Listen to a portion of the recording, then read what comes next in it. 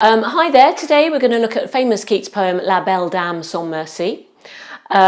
It's going to be related to another Keats poem on sleep called To Sleep.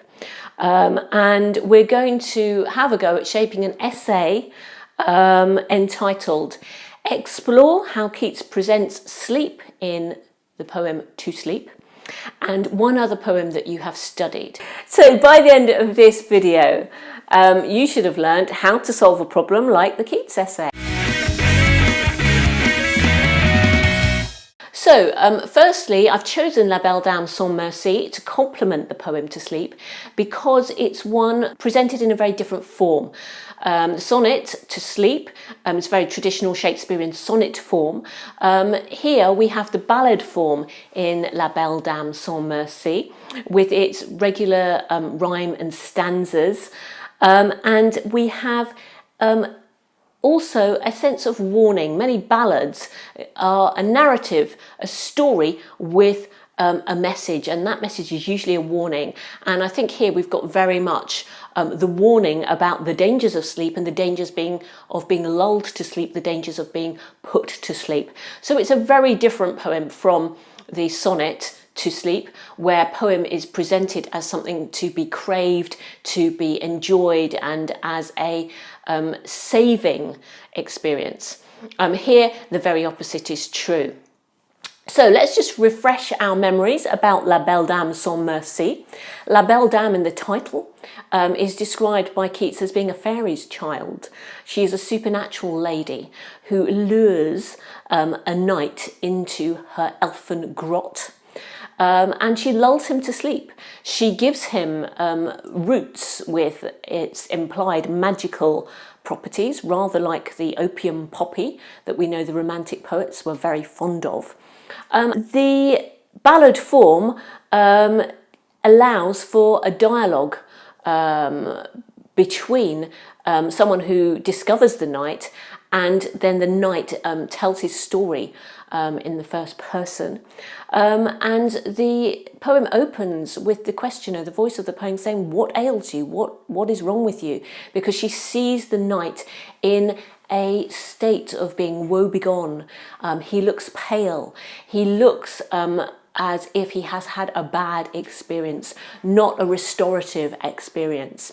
And many people argue that in these first couple of stanzas, the symptoms that she describes and the symptoms that the knight himself displays are those associated with TB. He is pale, he's flushed, he is sweaty, he looks like someone stricken by a disease. And the message of the poem really is that if you are lulled to sleep or influenced by a supernatural power or a something that you desire that perhaps is slightly forbidden, that there is a danger and a risk to this. So whereas in the sonnet To Sleep, sleep is caring, caressing and restorative, and something to be desired in a healthy way, in La Belle Dame, we get the notion that sleep is not good and can in fact bring disease. It certainly brings the knight into a nightmarish experience.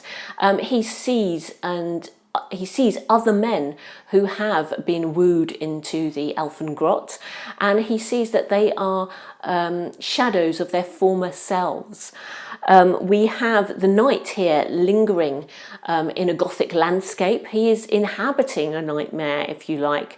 The nature surrounding him is not lush and green and lively, and he has been affected and is essentially is described by Keats as being similar to these men that he sees in his nightmarish dream. Sleep is not a comforter here, it is a producer of nightmares. This is the very opposite of the soft embalmer that we are introduced in the sonnet To Sleep.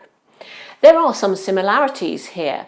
We could draw parallels between the elfin grot of La Belle Dame sans Merci and the embowered nature of sleep that Keats refers to in the sonnet. Sleep is presented in both poems as coming from a place, a physical place, where one might go to experience it. So looking at context, I've already spoken a little bit about literary context and the sonnet versus the ballad. The ballad form gives us scope to explore the medieval. The ballad is a folklore narrative often, and the Romantics were very keen to look back to the medieval and also the supernatural. So we have the fusion of the medieval and the supernatural here, presented in this ballad-like form. We also have the circularity of the form, the beginning and the ending. So we start off, "Oh, what can ail thee, knight-at-arms, alone and palely loitering? The sedge has withered from the lake, and no birds sing." And the last stanza is, "And this is why I sojourn here, alone and palely loitering, though the sedge is withered from the lake, and no birds sing." So there is a circularity to this experience of sleep. He is in a perpetual state of being affected by this sleep, both at the start and at the end of the poem. And as we can see, it inhabits a world where no birds sing, there is no life. We could perhaps cross-reference this also to the opening of Hyperion, where Saturn is in a barren landscape.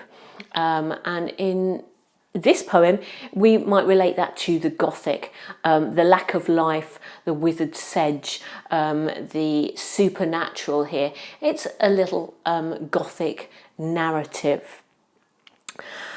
We should also think about the presentation of woman as the bringer of sleep here. In the sonnet, the presentation of sleep as a woman or as a lover is apparent. In this poem, the woman who brings sleep, who provides the roots, who brings the knight into her elfin grot, is portrayed as a temptress, an Eve-like figure, a woman who has wicked intent. And in fact, the link with Eve goes further because she provides a root for him, like the fruit in the Garden of Eden. So she tempts him physically with her beauty. She preys on his lustful desires or his failings as a man, perhaps. But also she physically gives him something that changes his ability to resist her. This is particularly an important aspect of 19th century life. We know that women were often seen as wicked temptresses or very holy virginal types, and here the sleep has been presented as this wicked temptress, something that can certainly lead you astray. There are some of the reasons why we might link these poems, and I've tried to show you about the different presentation in the ballad form and the focus on context of TB, the context of women in the 19th century, and also the context of the Gothic literature that was very popular at the time. So I hope that this has made things a little clearer for you, and that you should now be able to go away and write the essay, explore how Keats presents sleep in To Sleep and La Belle Dame sans Merci, and that you should be able to refer to some context. So we have learnt how to solve a problem like the Keats essay.